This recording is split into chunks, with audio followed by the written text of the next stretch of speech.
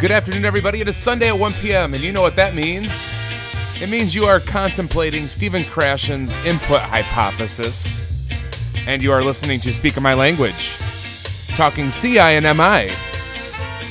My name is Darren Way, broadcasting live from SCS Studio 1 in St. Clair Shores, Michigan. Thank you for tuning in and being part of the program.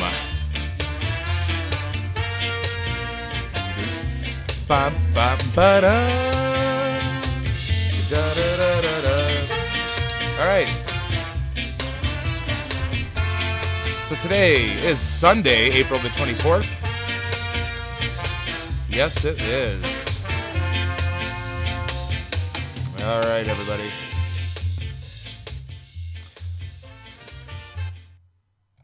So today, everybody, is Sunday. Yeah. Let's see here. Thank you for tuning in and being part of the program. On today's show, we are continuing our discussion over the challenges that world language teachers face within their department and administration. What are some possible solutions to a divided language department? And what are some success stories that you have within your department as well? So anyway, this is part two, just of a two-part series over this topic. And yeah, you know, we'll also discuss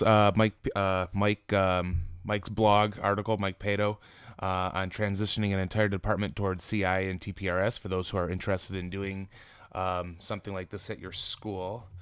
And let me just hold on for 1 second here, because I'm getting some sort of a little technical difficulty here. All right. Oh, that's good. Okay, now we're good. As always, email us your opinions, personal stories, or call into the show. Contact me with the phone number to call in. You know, if you're listening live right now, feel free and send me a message on Mixlr or send me an email to darrenway79@yahoo.com. And hello, everybody. Welcome out there in the chat room. Yeah, and again, however long you want to be on the air is totally up to you. You know, if you want to participate in the live chat room while you're listening, create a free account, or you can log into using your Facebook account as well. So, yeah, welcome, Mixlr listeners right now. Good to see you, you know, and, well, yeah. So anyways, let's get going here. We're going to have a relatively short show today, okay, because, I don't know, today's a nice day outside, and, you know, as important as comprehensible input is and world language teaching and stuff, sometimes it does have to take a backseat to a Sunday afternoon at 70 degrees, and, you know, it's you know, so, you know, it's difficult, right? So we're going to try to keep this under a half hour for sure. And so, yeah, let's begin with an email from a couple days ago that came in from Stacy, who she just told me she wants to be known as, she wants to know that she's just from Michigan. That's it. So somewhere in the state. Okay. So she says, "Greetings, Darren. I just had a quick comment on your topic on the department divide. I teach with 3 other language teachers, another Spanish teacher, German and French teacher. I'm the youngest teacher in the department and the only one doing comprehensible input. We all share the same publisher textbook, and I create CI and stories around each chapter, and occasionally have my students do some of the textbook activities in the book. I haven't said much about methods in class to my department because the department head can be a little intimidating, so I just do my own thing and go chapter by chapter like everyone else. The other teachers in the department, from what I can tell, teach the language in English and treat it, as you said, like subject matter." And that's basically all she said. And she said one other thing, but I don't need to share that right now.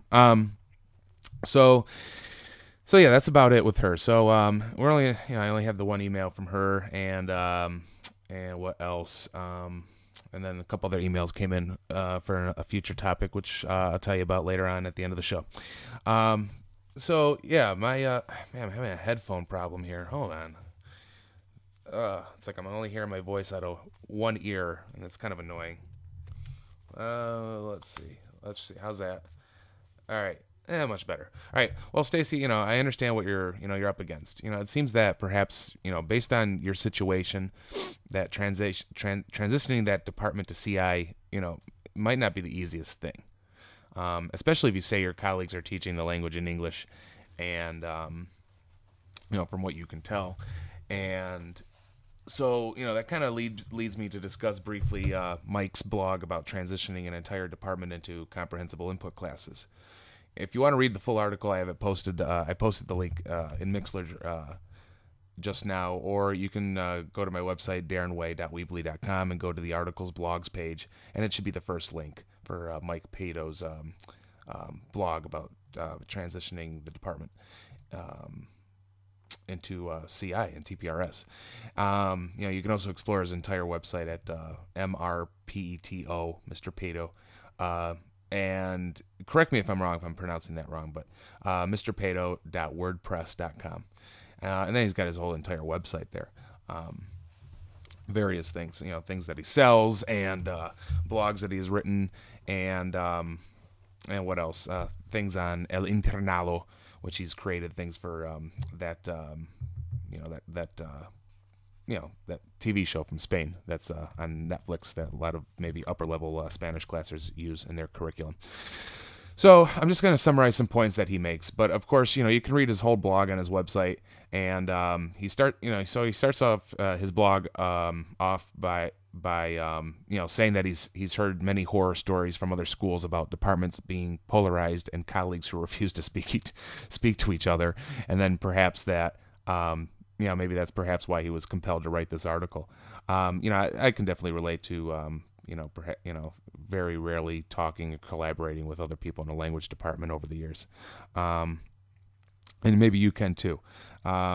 So he says you can't, I'm not going to, hopefully I don't misread what he says here in some of his points. But like I said, you can just go to his website and read everything that he wrote.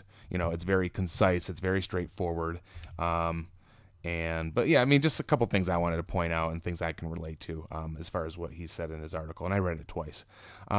He says you can't force the transition onto people, and you need to respect the differences in your department, which protects you as you are changing your teaching. He makes so that's basically it. You have to respect everybody in the department, and not everybody is doing the same thing, but you can't chastise them. You can't put them down. Your objective is to all of you getting along and, working cohesively in the department and try to come up with some, common ground and common goals, that you want your students to achieve, right? In common objectives and things like that, So, by going in there right off and saying, hey, I want a CI department and, what we're doing is not, supporting language acquisition, blah, blah, blah. If you have that approach, you're not going to get anywhere. So, anyways, what else? Just a couple things he says here, but like TPRS will be judged in your district by the performance of TPRS teachers. So, do not muddy the waters by forcing communicative or grammar-oriented teachers to put on a false cloak of TPRS. If you're lucky enough to be in the department chair, remind yourself often that your role is to support, and the teachers are, teachers lead, and you yourself lead if you are a department chair / you're, an active teacher in the classroom as well at the same time. What else? He talks about planning on flexibility. A new TPRS teacher must learn to teach for mastery and never feel pressured to move on to the next unit. Merely having a department pacing guide and hearing about where other teachers are is enough to shift back into the old paradigm of covering units. So something that, he elaborates on as well. And he also says to plan on a transition period lasting several years, so that teachers can learn how to ask a story, PQA, and truly go at the speed of students. Teachers need to master, they need to master circling this paradigm shift. Master circling, basically. This paradigm shift between teaching to a pacing guide and teaching for mastery, it takes longer than one might expect because for most of the educators, teachers' units is a pervasive, unconscious way to structure education. What else? He talks about the Sweet 16 verbs that he's blogged about before, which is like a mandatory list of high-frequency structures, which are essentials to start introducing to your level 1 students at the very beginning. Which I think is more beneficial than having students being introduced to, let's say, the alphabet, numbers, the months of the year. expressing the time. You know what I'm talking about, along with other low frequency words and phrases that typically are presented in a pre-chapter or chapter 1 of any given textbook, right? By the way, I do have the Sweet 16 list up on my website. I'll be putting that up there. Under my comprehensible input page on the website. So yeah, something to think about. To go, right, you'll just look at the list. But, for level 1, start going into structures, with, using want and has to, and likes, and there is or there are.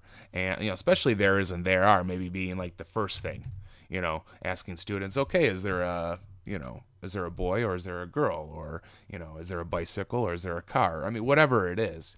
And, and doing all the structures and getting dice in there, for says.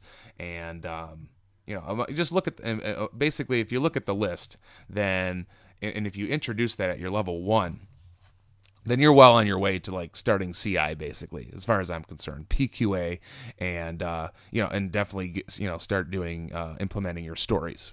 If you're doing TPRS, because of course, like I said, it's a misconception sometimes that if you are CI, comprehensible input, then you're not necessarily, you might not necessarily be a TPRS instructor.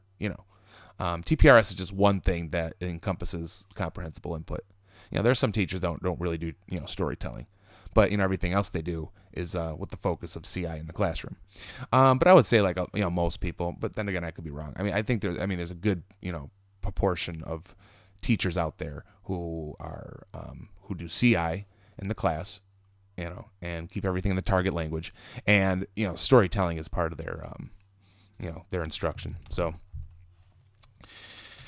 okay, so anyway, let's see. Okay, another thing he says is about working with people who want to work with you. Okay, and this is my own take on this point.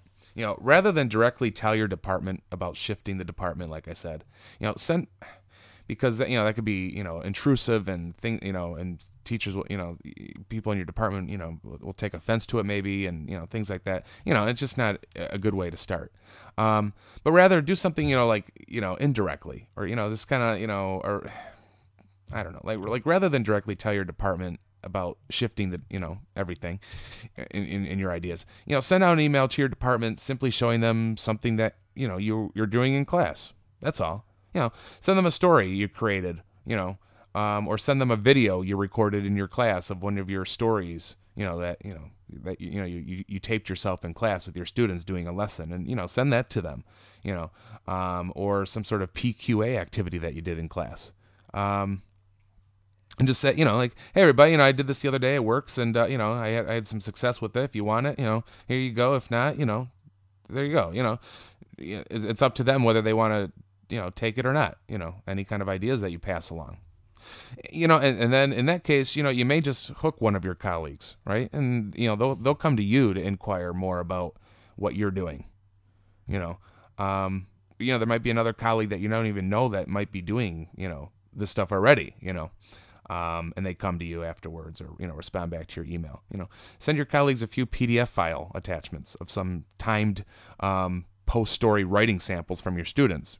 Just scan some of your scan the your students' writings, post-writing assignments from the stories, and say, hey, wow, my students like really produced this, that, check it out. And they'll be like, wow. Especially for those teachers that, wow, my students can't do this, or, oh, I'm having a little trouble doing this. Wow. Look at what's, so-and-so's doing with his or her students. Yeah, I'm going to inquire and, talk to him or her a little bit more about that. What is he doing in class, that's getting these results, so stuff like that, don't ease it in, do it, that's my suggestion. Maybe, I don't know. They might be very intrigued on the results you're getting in class and ask you how you're able to produce those results. So yeah, that's, that's, really, just kind of a condensed, modified, simple explanation, I guess. Maybe it is a little more detailed on how you can transition, but I don't know. I've just kind of thrown out some ideas. And then obviously, you kind of have to try to win over administrators. So going back to Mike's blog, even if you are a department chair, you yourself as a department chair, and you can impress them with data about your students. I think that, and he says that, quick writes from the students are some of the most eloquent pieces of positive propaganda that a TPRS teacher can provide. Invite them in for storytelling. Be sure to have, a whole class worth of quick writes ready on hand, so that when an administrator inevitably asks why there are only a handful of kids like maybe participating, like student actors in class, and not everybody shouting out responses during storytelling, you can show evidence that even the quiet ones, are learning much, more than if they were participating in like, some sort of forced communicative output. And I say communicative, quote unquote, output activity, so, just have that stuff on hand. Because not all students are going to produce, but, they'll write out, they'll rewrite the story or, as best as they can from timed writes and stuff like that. So have that stuff on hand,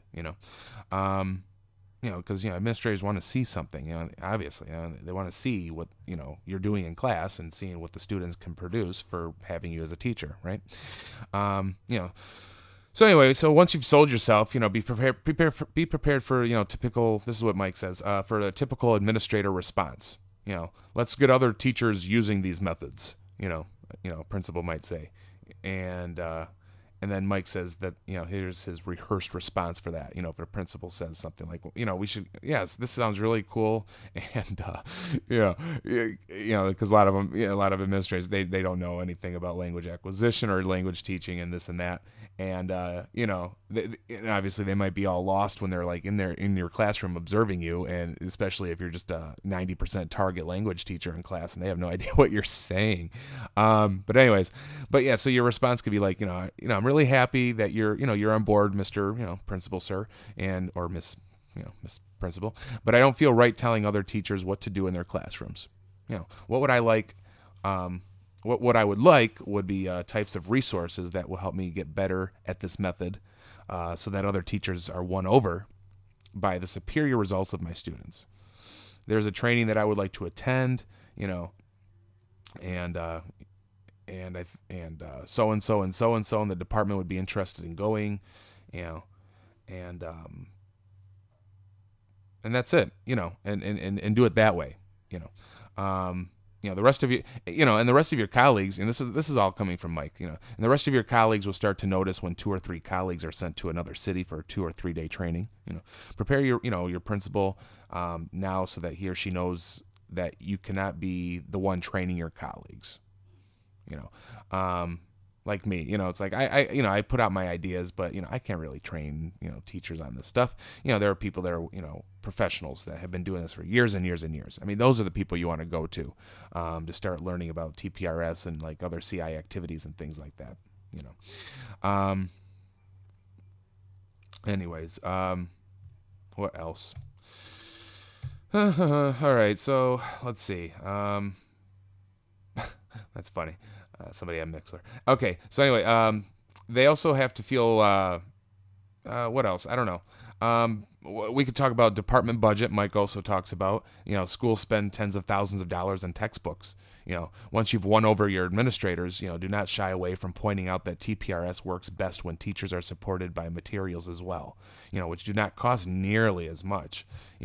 TPRS works wonderfully in low-tech, low-funding environments. It's, schools. Feel free and look at his actual blog where he lists materials you can get as well. Because obviously, if you look, there's things that are way cheaper than, things by publishers out there. What else? Yeah, so that's about it today. Like I said, where are we? Wow, I did really good today. We were like 20 minutes here. So, that's about it today. That's it. I don't know. Like I said, I wanted to keep this short today, but I do want to say a few last words about transitioning a department though. Like I mentioned from Mike's blog, whether you're the department head or somebody or a new addition to the department. So on whatever spectrum you are in the department, it doesn't matter. I mean, you have to realize that transitioning everything will take time. Baby steps. Try to win over one colleague by showing him or her your results and start from there. Obviously the bigger your department, the longer the transition probably will be, or it might not even happen at all. It might mean that, the longer the transition will be, depending on the size of your department. But at the same time, maybe the more colleagues that are in the department, you may have more people on the CI team already, and you might not realize it. You may or may not realize it. So, that might be beneficial as well. So let's see. Here we go. So let's say that. And another thing is, so let's say that transitioning the department ultimately is not going to happen for various reasons. I don't know. I mean, you have colleagues simply set in their ways, or whatever the case, or they're just not informed about any of this stuff, or, for whatever the reason, and it doesn't seem like the transition is going to happen. My advice, and I don't know, is just to relax and do what you do. I mean, somebody I know commented to me the other day about being frustrated when you have students switching teachers either at mid-year or they move on to another teacher for the next level language class. And I mentioned this before on a previous episode because, I've experienced this myself. Believe me, I understand the frustration. You might question that what you're doing is even worth it. You question what you're even doing is even worth it. When you see how much you've invested in CI and acquisition with your students, and if you're somebody who does what ACTFL recommends by keeping your class period 90% in the target language, only for that, only for these students to perhaps come back to you someday in another level class, and they can't comprehend what you're saying. Like they forgot, they sense they were not exposed anymore by going to a more traditional language teacher, or they're coming back into your class, or they're just coming to visit, and you're like, hey, you start speaking to them in the language, and they don't know what you're saying anymore, or something. I don't know. I guess that could be a concern that you would address at another department meeting, maybe. You have to ask yourself what you can live with. If you're in a department where you don't necessarily have to follow common assessments, and there's quite a bit of like liberty to do what you want, then that works, right? However, even if that might be your situation, I mean, if you're having battles among colleagues who may be teaching the target language and in the English language with little to no comprehensible input in the classroom, and you're tired of students coming from those classes, and you're relentlessly trying to get them up to speed and their proficiency and acquisition, then perhaps you might need to look for a strictly CI department at another school. They're out there. And yeah, I mean, I don't know, look around, I'm not sure exactly what would be more frustrating. I was thinking this, teaching a level 2 class with students coming from an English only Spanish 1 class, because what do you do with that? That whole first year of, all these structures and vocab lists that they were exposed to in isolation without any context maybe, and now you have them in your level 2 class.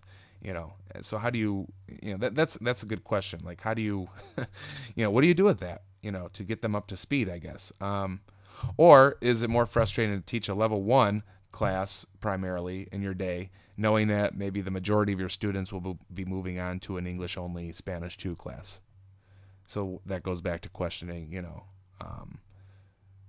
what am I doing this all for? If it's going to go, by the wayside or whatever. Yeah. So I guess it comes down to your values, what do you believe is right? I guess, like I said, try to hook one colleague and then see if it builds momentum. It comes down to doing the best you can. It comes down to doing the best you can to coexist, with your department and reflect on what you can live with and live without. I've said this again and again. Comprehensible input is the leading force to second language acquisition. There's no question. However, not every language department has acquisition as the end goal for whatever reason. Like I've said before, I'm not quite sure what the rationale is in a department that is not doing CI. By all means, if you know what that is, give me a call next week or send me an email.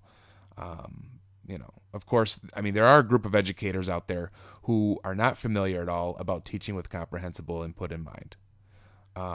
Also, I'm led to believe that there has to be groups of teachers out there who have heard about TPRS and CI or Stephen Krashen, and but they're not too familiar with the steps and the methods involved.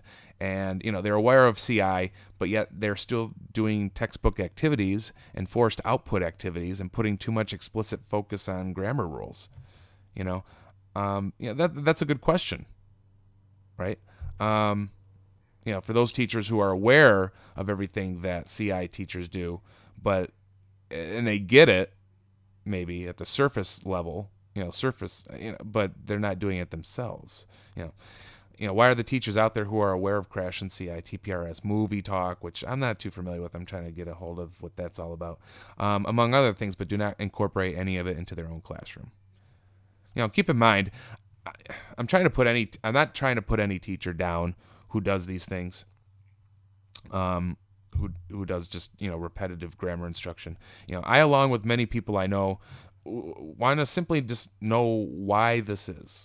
Because like me, and obviously, if you're a CI teacher, you're probably in your own circle of, like me, you're probably in your own circle of colleagues from your school or conferences you go to, and you meet up with other teachers, and you all have like the similar mindset, right? Or on the IFLT Facebook page, Karen Rowan's page on Facebook, who all come from the same school of thought, or they're just recent transitions into this school of thought, teachers who are coming into the CI world, You're singing each other's tune, You're all singing in your own choir, CITPR, Okay, never mind. But anyways, but you know what I'm saying. Where was I going with that? I don't know.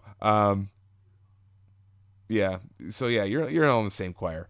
So it would really be beneficial, to hear straight from somebody who is on the other side of the fence, so that we CI, teachers who do CI can better understand, and maybe, maybe there's some sort of perception of us out there, from the other side of the fence that we're not aware of,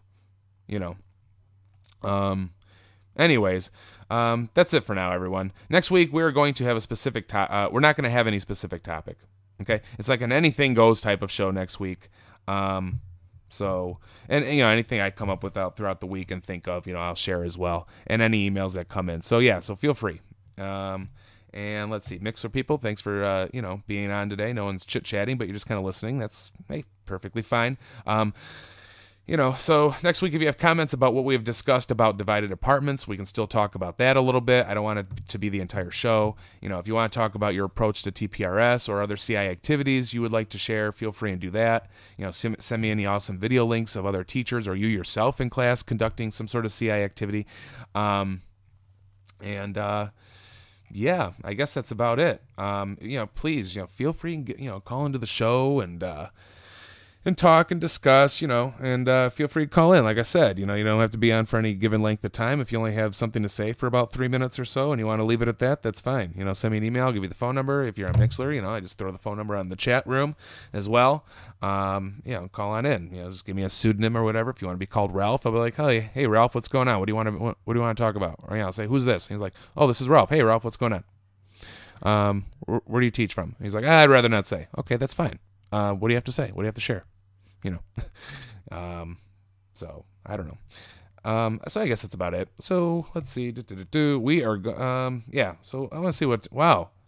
Cool. Half hour today. Awesome. All right. So we're going to cue up the music and here we go.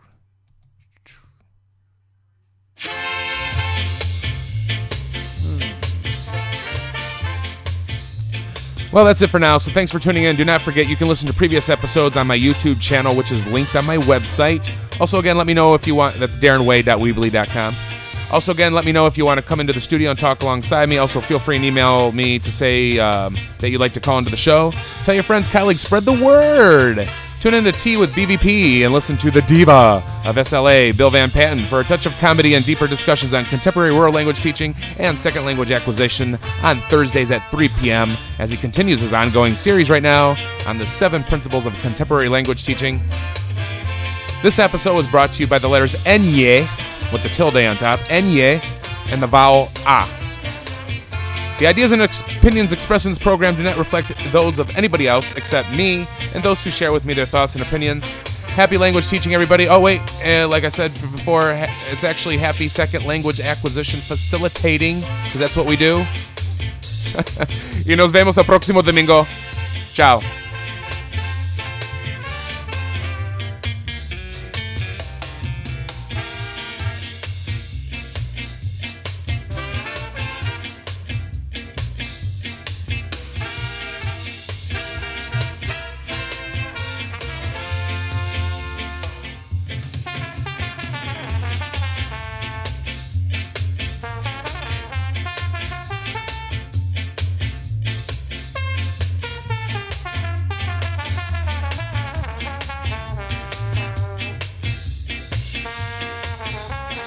Why are you still listening right now? Log off. Go outside. It's a beautiful day. Ciao.